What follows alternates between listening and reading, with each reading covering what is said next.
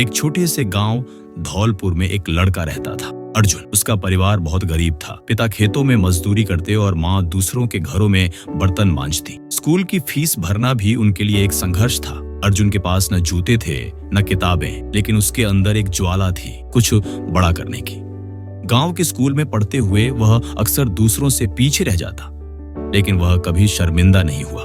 वह कहता, गरीबी मेरी कमजोरी नहीं, मेरी सबसे बड़ी ताकत है। 10वीं कक्षा के बाद अर्जुन ने पढ़ाई के साथ साथ मजदूरी शुरू की।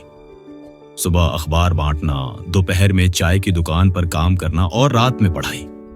कई बार उसे भूखा सोना पड़ता, लेकिन वह कभी शिकायत नहीं करता। गांव के लोग हंसते थे, कहते थे, ये लड़का कुछ नहीं कर पाएगा, पढ़ लिख कर भी मजदूर ही बनेगा। पर अर्जुन ने कान बंद कर लिए थे। उसे सिर्फ अपनी मंजिल सुनाई देती थी। भाग 3। पहला बड़ा मोड़ 12वीं की परीक्षा में उसने जिले में टॉप किया। ये खबर अखबारों में छपी। गांव में सभी चौंक गए। लेकिन असली चुनौती अब थी, कॉलेज की फीस।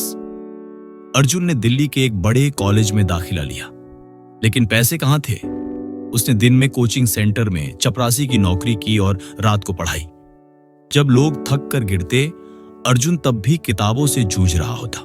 कॉलेज के दौरान अर्जुन को कई बार असफलता मिली। इंटरव्यू में रिजेक्शन, स्कॉलरशिप न मिलना, बीमार पड़ जाना, लेकिन हर बार उसने एक ही बात खुद से कही, गिव अप नहीं करना है। कई बार उसकी आंखों में आंसू आ जाते, लेकिन उसने हार कभी नहीं मानी। कॉलेज खत्म होने के बाद उसे एक मल्टीनेशनल कंपनी में नौकरी मिली।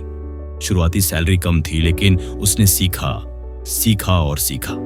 5 सालों में वह उस कंपनी का सबसे तेज प्रमोट होने वाला कर्मचारी बन गया। लेकिन यह अर्जुन की मंजिल नहीं थी। वह कुछ अपना करना चाहता था। उसने अपनी नौकरी छोड़कर स्टार्टअप शुरू किया, एड्यूरूट्स। गरीब बच्चों को मुफ्त में ऑनलाइन शिक्षा देने का प्लेटफॉर्म। में कोई निवेशक तैयार नहीं था। लोग फिर हंसे, ये लड़का अब सब खो देगा। लेकिन अर्जुन अडेग था। दिन रात एक कर दिए। सोशल मीडिया के जरिए बच्चों तक पहुंच बनाई। पहले 100, फिर 10,000, फिर लाखों बच्चे जुड़े। धीरे धीरे सरकार और निजी कंपनियां भी साथ आई। अर्जुन का स्टार्टअप करोड़ों का हो गया, लेकिन उसने कभी पैसे को अहमियत नहीं दी। वह अब भी सादगी से रहता, मां के हाथों का खाना खाता और गांव जाता। आज अर्जुन को देश भर में युवाओं का प्रेरणा स्रोत माना जाता है।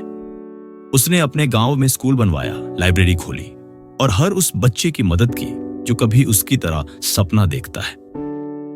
एक इंटरव्यू में जब उससे पूछा गया, इतनी गरीबी और मुश्किलों के बाद भी आप कैसे रुके नहीं, अर्जुन मुस्कुराया और बोला, क्योंकि मैं कभी हार नहीं मानी, इसलिए आज यहां खड़ा हूं। यह कहानी सिर्फ अर्जुन की नहीं, हर उस इंसान की है जो हालातों से नहीं, अपने इरादों से जीता है। अगर तुम भी जिंदगी में थक चुके हो, रुकने का मन कर रहा है, तो याद रखना, अर्जुन की तरह हार मत मानो।